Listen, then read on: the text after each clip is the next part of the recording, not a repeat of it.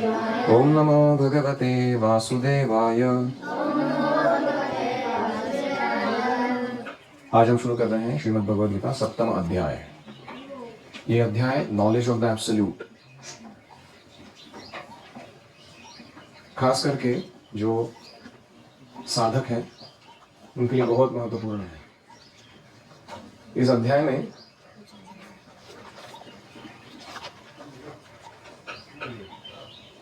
भगवान ऐसा ज्ञान और विज्ञान दोनों प्रदान करेंगे जिसको प्राप्त करने के बाद हमें भौतिक जगत में रहते हुए कृष्ण का अनुभव या कृष्ण का प्रेजेंस, साक्षात्कार सतत रूप से मिलता रहेगा। How is that proposal? एक अध्याय अगर गंभीरता से अध्ययन करेंगे हम, we will realise Krishna in every aspect of our material existence. और इसीलिए बहुत ही महत्वपूर्ण है ये अध्याय।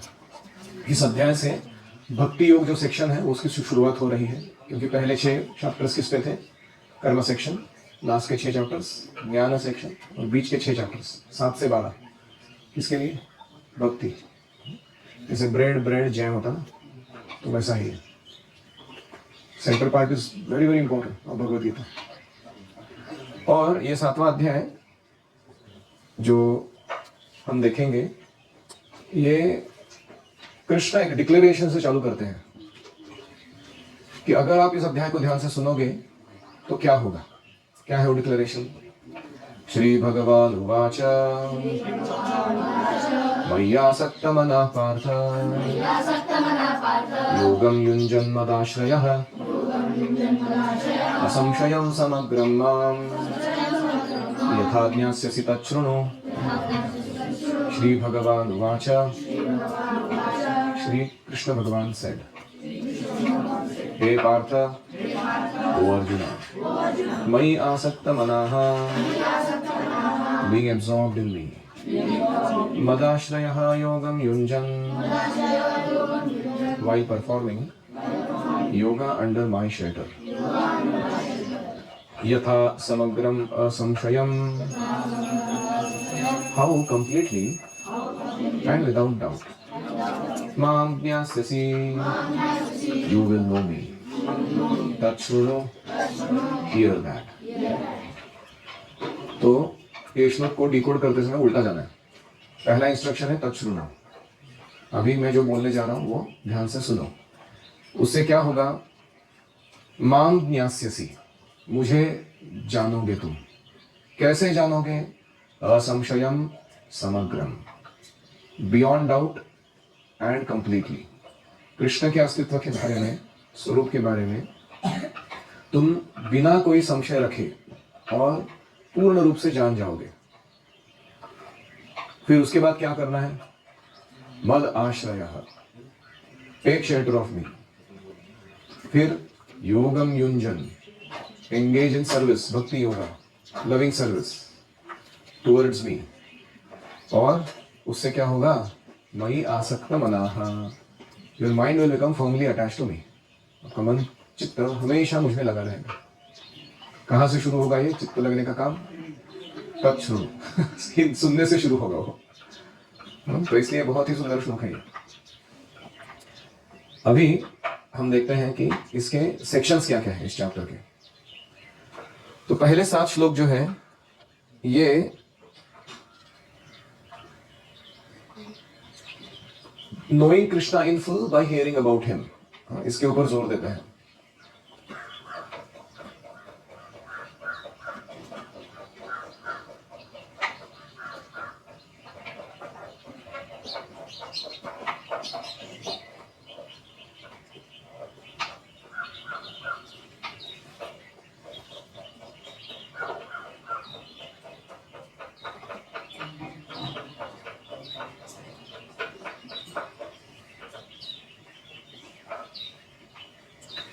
पहले 3 श्लोकों में हियरिंग अबाउट कृष्ण, फिर अगले 4 से 12 में what will happen by hearing about Krishna? Perceiving Krishna. हम कृष्ण को हर जगह अनुभव करने लगेंगे कि कैसे कृष्ण सर्वत्र है। परसीव का अर्थ क्या होता है? आकलन होना, कृष्ण का प्रेजेंस महसूस होना हर जगह। फिर कोई कैसे कहेगा कि लेकिन ये परसिविंग कृष्णा कॉन्स्टेंटली क्यों नहीं हो सकता, बीच बीच में होता है कभी कभी, बाद में गायब हो जाता है, हम भूल जाते हैं कृष्ण को भौतिक जगत में। तो कृष्ण कहते हैं there are 3 modes of nature, प्रकृति के 3 गुण हैं वो तुमको कवर करते हैं, उसलिए इसके कारण तुम बीच बीच में भूल जाते हो। सुन रहे हो तो थोड़ा याद रहता है क्लास में कृष्ण का, और जैसे ही तुम भौतिक प्रकृति के साथ इंटरेक्ट करना शुरू करते हो तो भूल जाते हो, क्योंकि 3 गुण तुरंत तुम्हारे ज्ञान को आवृत कर देते हैं। तो इन 3 मोड्स के कारण ही हम देखते हैं कि अलग अलग प्रकार के लोग कृष्ण की शरण लेते हैं या नहीं लेते हैं। तो 3 मोड्स कितने रूप से ढक सकते हैं व्यक्ति को? तो 2 लोग हैं, एक है जो कृष्ण की शरण लेना चाहते हैं, उसमें 4 कैटेगरीज हैं, आर्तो, जिज्ञासु, अर्थार्थी, ज्ञानी। ये 4 प्रकार के लोग कृष्ण की शरण में आते हैं, हालांकि वो 3 गुणों से ढके हुए हैं। लेकिन दूसरे 4 प्रकार के लोग कृष्ण की शरण में नहीं आते हैं, जैसे मूढ़ा, नराधमा, माया अपहृत ज्ञान, आसुरम भावम आश्रिता। ये उनके 4 प्रकार है, वो देखेंगे आगे क्या है। तो ये 4 प्रकार के लोग जो कृष्ण की शरण में आते हैं या कभी शरण नहीं लेते कृष्ण की, उनका वर्णन कृष्ण करेंगे। फिर प्रश्न ये आता है कि ठीक है, कुछ लोग है वो शरणागति तो दिखा रहे हैं, बहुत ही समर्पित है किसी कॉज के लिए, किसी व्यक्ति के लिए, उनकी स्थिति क्या है? अगर वो कृष्ण की शरण में नहीं आ रहे लेकिन किसी अच्छे या बुरे जो भी कॉज के प्रति अपना समर्पितता दिखा रहे हैं, वो किधर जाएंगे? तो कृष्ण बताते हैं मिसप्लेस्ड सरेंडर, उनका क्या होगा? शरण्य व्यक्ति एकमात्र ही है भगवान स्वयं, लेकिन अगर कोई अन्य जगह शरण ले लेता है उसको क्या कहते हैं? मिसप्लेस्ड सरेंडर, गलत जगह आश्रय ले लिया उसने, उसका क्या होता है वो भगवान बताएंगे। और फाइनली ये जो जीव का इस भौतिक जगत में आना, सम्मोहित होना, और फिर उसका इस जगत से मुक्त हो जाना, पुनः भगवत धाम चला जाना, ये किस पर आधारित है? अगर कृष्ण के बारे में अज्ञान है तो सम्मोहित होना, और कृष्ण का ज्ञान है तो लिबरेट होना भौतिक 3 मोड्स से, ये संभव है। So by knowledge of Krishna one can overcome bewilderment and one can gain freedom from the 3 modes. तो हम भौतिक जगत में आते क्यों हैं और यहाँ से छुटकारा पाना कैसे है, इसका वर्णन इस आखिरी 26 से 30 में भगवान करेंगे। तो इसका एक्रोनिम देखिए आप जरा, HP 34 MB। जैसे कोई वो होता है ना पेन ड्राइव, HP कंपनी का, कितना MB का हो? 34 MB का हो। तो HP 34 MB। H for hearing about Krishna, P for perceiving Krishna 4 to 12, 3 for 3 modes of nature 13-14, 4 for 4 kinds of people who surrender and don't surrender 15 to 19, M for misplaced surrender, भटक गया उसका आश्रय लेने का जगह ही, and B for bewilderment and freedom of जीवामय मालवीय कृष्ण 26 से 30। तो इस प्रकार इस अध्याय के महत्वपूर्ण भाग है, विभाग, ये मैंने बनाए हुए विभाग है। हो सकता है कि कोई अन्य शिक्षक अन्य तरीके से बनाए, वो भी सही हो सकता है, इसमें ऐसे ये करने की जरूरत नहीं है कि हमें वो ऐसा नहीं पढ़ा था। ऐसा कुछ नहीं है। Different teachers can have a different way of sectioning it, कोई प्रॉब्लम नहीं उसमें, ठीक है। तो knowing Krishna in full bye hearing about him, ये सेक्शन अभी शुरू कर रहे हैं हम, या 1 से लेके 12 श्लोक तक। फिर उसके बाद चर्चा होगी सरेंडर टू कृष्णा के बारे में, और फिर चर्चा होगी how the soul gets liberated by knowledge about Krishna. तो पहले जो 3 श्लोक हैं ये बोलते हैं कि what is the glory of knowledge about Krishna, Krishna के बारे में ज्ञान प्राप्त करने का महत्व क्या है, वो इन श्लोकों में बताया गया है। तो आप देखिए ये पहले श्लोक का तात्पर्य कितना बड़ा है। रूपा जी क्या क्या नहीं लिखते हैं इसमें।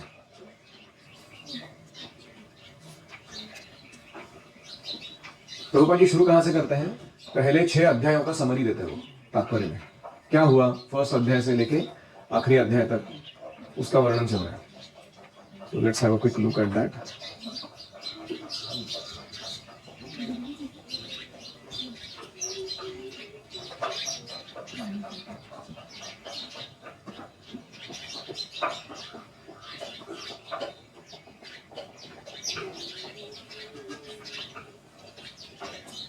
प्रभात लिखते हैं प्रथम 6 अध्यायों में जीवात्मा को अभौतिक आत्मा के रूप में वर्णित किया गया है। हम मटेरियल नहीं है, हम स्पिरिचुअल है।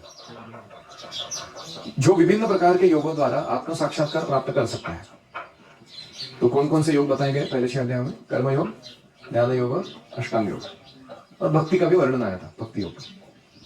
तो ये अलग अलग विभिन्न प्रकार के योगों द्वारा ये जीव जो है ये खुद को मटीरियल मान रहा है लेकिन है स्पिरिचुअल, भौतिक नहीं है, आध्यात्मिक है, उसको आत्म साक्षात्कार हो सकता है इन योग पद्धतियों के द्वारा।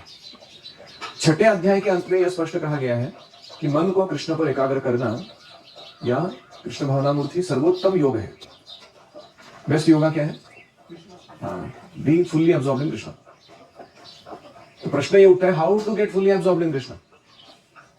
अगर कृष्ण के बारे में जानते ही नहीं हम तो अब्सॉर्ब कैसे होंगे उनके अंदर?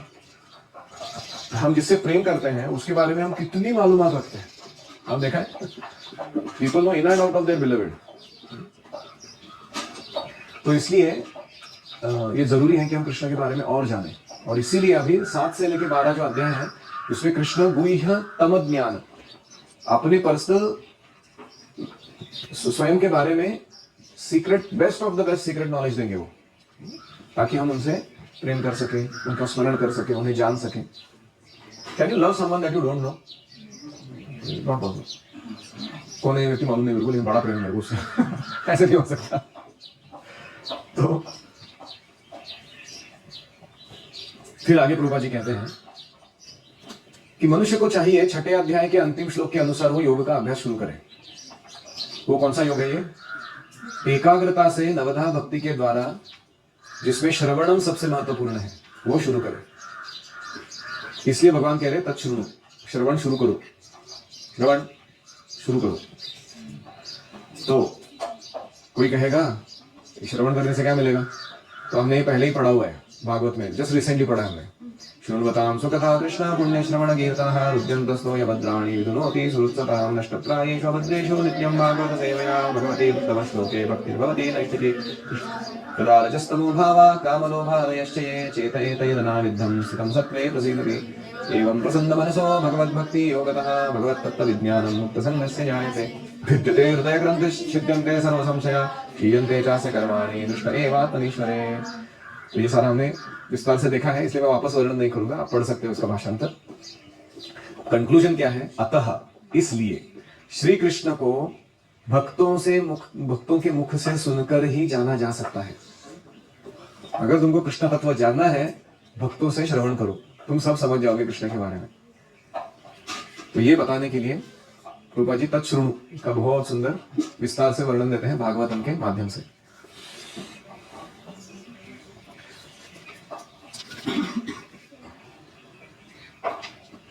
जैसे कोई डाउट आ सकता है कि अगर कोई भक्ति करेगा तो क्या वो ब्रह्म प्राप्ति करेगा? या कभी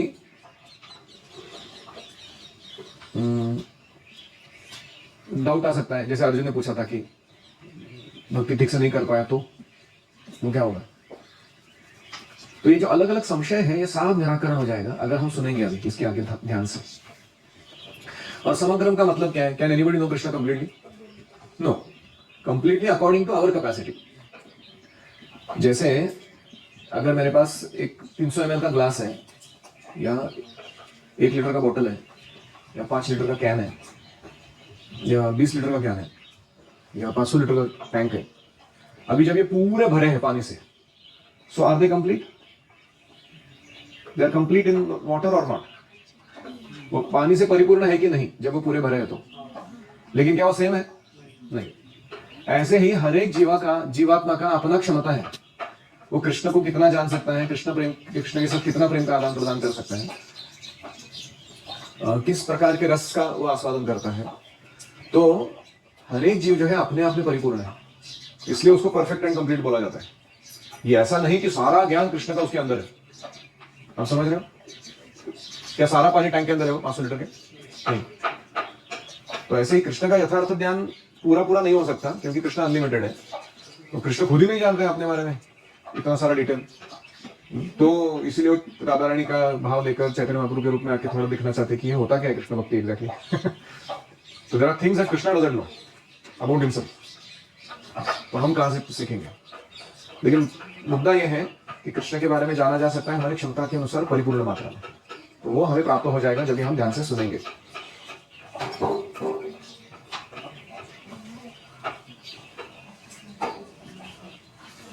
एक मुद्दा बहुत महत्वपूर्ण है लाइफ में जानना कि we can see more through our ears than through our eyes. हम अपने कानों से ज्यादा देखते हैं चीजों को जितना कि हम आंखों से देखते हैं। जैसे चाइना में कौन कौन गया आप ऐसे लोग? Anybody want to China?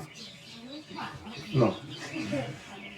तो आपको कैसे मालूम चाइनीज लोग कैसे होते हैं, या वहाँ का बोली या खान पान या जो भी है? तो लोगों से सुन ले। ऑफकोर्स आजकल विजुअल्स मतलब मूवीज के कारण ज्यादा है, लेकिन generally bye hearing. Shivaji Maharaj के बारे में कैसे मालूम आपको? ये देखा हूँ मैं नहीं। तो ज्ञान जो है किससे ज्यादा मिल रहा है? कानों से ज्यादा मिल रहा है, आंखों से।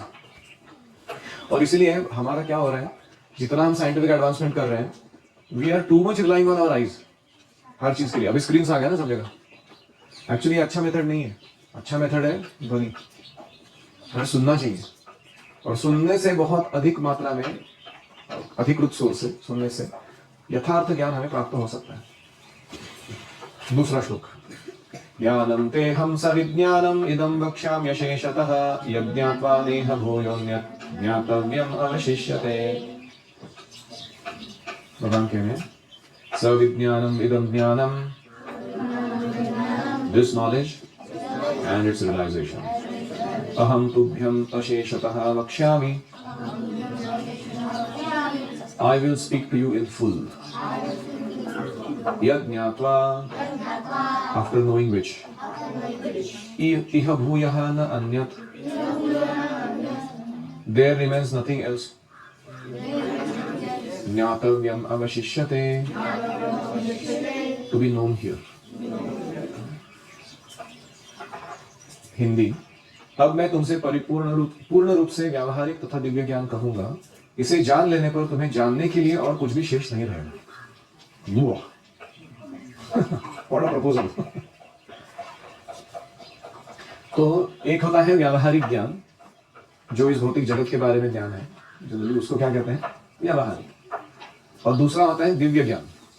इस भौतिक जगत के परे जो चीजें हैं, अध्यात्म जगत है, भगवान है, भक्ति के आयाम है अलग अलग, उसको क्या कहते हैं?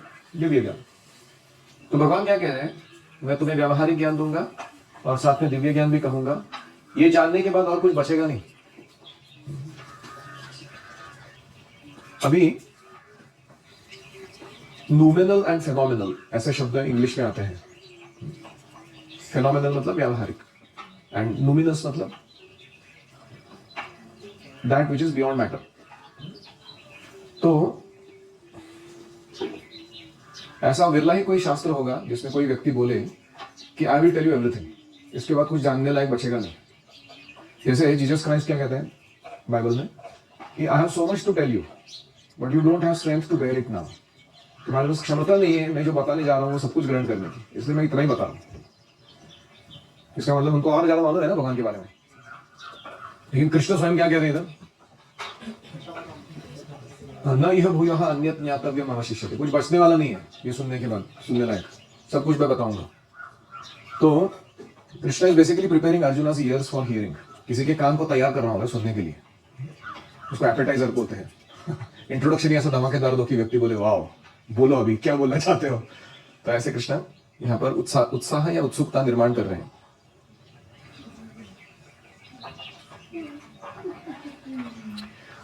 तो विशेष्य यानी भगवान और विशेषण यानी जीव और प्रकृति, इतना ही है ये जगत और कुछ नहीं है इधर।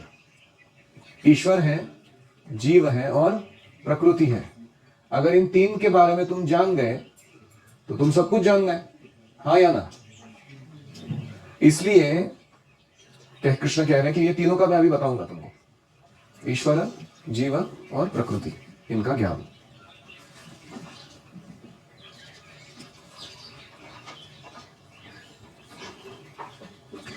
नूमिनल और फेनोमेनल को और एक दृष्टि से देखा जाए तो हर चीज दो स्तर पे होती है, सूक्ष्म और स्थूल। सूक्ष्म स्तर पे उसको प्रिंसिपल कहते हैं हम लोग, सटल कहते हैं या नूमिनल कहते हैं, और स्थूल स्तर पे हम उसको क्या कहते हैं?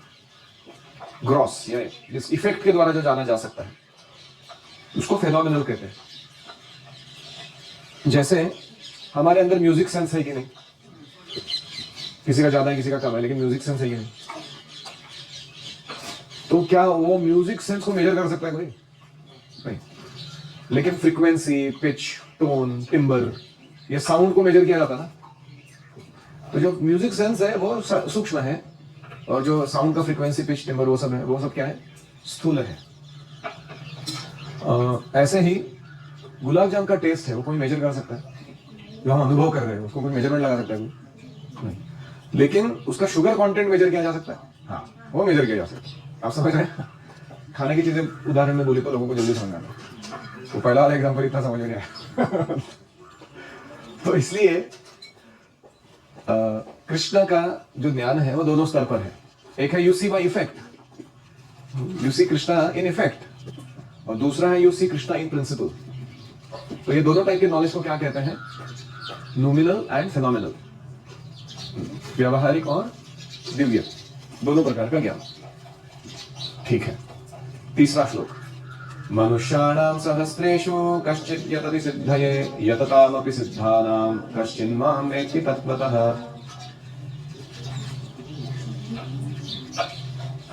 मनुष्याणां सहस्रेषु, among thousands of men, कश्चित् सिद्धये यतति, someone endeavors for perfection। हजार लोगों में से कोई एक व्यक्ति मिलेगा जो परफेक्शन प्राप्त करने के लिए लाइफ का प्रयास कर रहे हैं। बाकी सब लोग क्या कर रहे हैं? Dogs, pigs, hogs, camels, asses, इनके बिहेवियर को अनुकरण करने में लगे, आहार निद्रा परिवर्तन करने में लगे। उनको जीवन का परफेक्शन वगैरह उसमें कुछ इंटरेस्ट नहीं है। बराबर?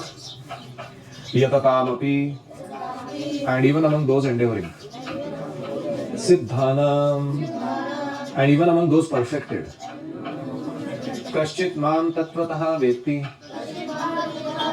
someone knows me in truth। कई हजार मनुष्यों में से कोई एक सिद्धि के लिए प्रयत्नशील होता है, और इस तरह कई हजार सिद्धि प्राप्त करने वालों में से कोई विरला ही व्यक्ति मुझे वास्तव में जान पाता है, कृष्ण को जान पाता है। तो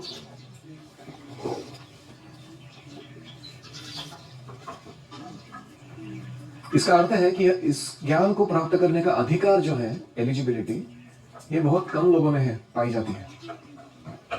हो सकता है लोग भगवद गीता भी पढ़ ले, इसका मतलब ही नहीं कि वो कृष्ण को यथार्थ रूप से जान जाएंगे, जब तक वो किसी भक्त की कृपा से भक्ति में प्रवेश नहीं करते हैं। तो इतना गहनतम ज्ञान है ये।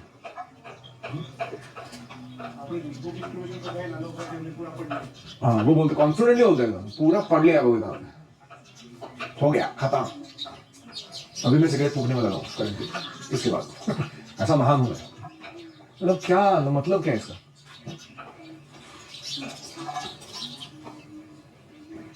तो पहले जो ज्ञान दिया गया था पहले 6 चैप्टर्स में, वो कैसा था? वो आत्मज्ञान था, आत्मविषयक ज्ञान। अभी अगले 6 चैप्टर्स में जो ज्ञान आने वाला है वो किसके बारे में है? मय्यासक्त मनः, कृष्ण के साथ कैसे अटैच हुआ जाए, उसका ज्ञान कृष्ण बोलने वाले हैं। दोनों ज्ञान का फर्क समझ में आ रहा है? इसीलिए कृष्ण अभी बोल रहे हैं कि वो पहला वाला आत्मज्ञान जो तुमने सुना ना, उसको फॉलो करके अपना जीवन परफेक्ट बनाने वाले लोग 1000 में एक मिलेंगे। लेकिन अभी जो मैं बोलने जाने वाला हूं, मय्यासक्त मनः, उसके द्वारा जो परफेक्शन प्राप्त होता है भक्ति का, उसको प्राप्त करने वाले लोग, ये पहले वाले परफेक्टेड लोगों में 1000 होंगे तो उसमें एक मिलेगा। आप समझ रहे हो? ये श्लोक का अर्थ है।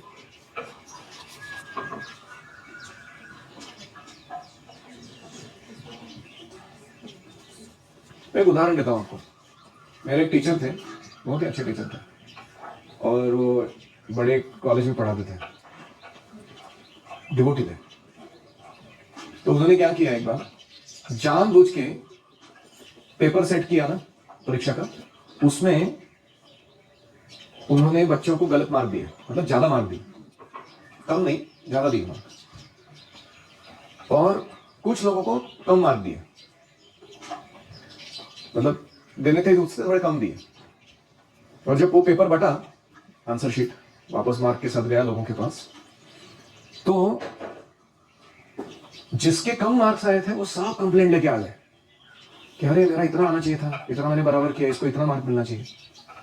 लेकिन जिसको ज्यादा मार्क दिया था ना, उनमें से एक भी व्यक्ति नहीं आया ये बोलने के लिए कि एक्चुअली ना आपने मेरे को ज्यादा मार्क दिया, इधर आपको कम देने चाहिए। एक लड़का आया, पूरे क्लास में से 80 के क्लास में से एक लड़का आया, उसने बोला उनको आके कि सर आपने मुझे यहाँ 4 ही मार्क देने चाहिए थे, आपने 6 दिए, ये सही नहीं है, इसको कम कीजिए आप। तो वो बाद में जब उन बच्चों से बात किए तो बोले कि मुझे सबके मार्क्स क्लियरली पता है आपके, मैंने सेपरेटली लिख के भी रखे हैं कि जो एक्चुअल मार्क है आपके, और उन्होंने दिखाया। अभी उन्होंने लोगों को खड़ा किया, बोला ये सेट ऑफ लोग हैं जो कंप्लेंट लेके आए थे, वो इसलिए आए हैं क्योंकि उनको कम मार्क मिले हैं। फिर ये सेट ऑफ लोग हैं जो बिल्कुल नहीं आए थे, हालांकि उनको आना चाहिए था, मार्क कम कराने के लिए। और ये एक व्यक्ति है ये 80 के बैच में, जो प्रामाणिक व्यक्ति है, उसको मार्क से लेना देना नहीं है, उसको ज्ञान से लेना देना है अपने। ये एक ऑनेस्ट व्यक्ति मेरे को मेरे क्लास में मिला है पूरे। मैं अभी बता रहा हूं, this man will go to great heights, ये आगे जाके बहुत जबरदस्त बनेगा ये व्यक्ति।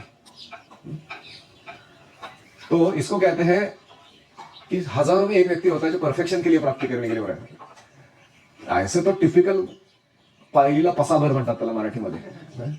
इतने छपरी लोग पड़े हुए इस दुनिया में कि उनको तुच्छ इंद्रिय तृप्ति के लिए कुछ भी प्रिंसिपल फॉलो करने की जरूरत महसूस नहीं होती है। They bend principles to get pleasures every now and then.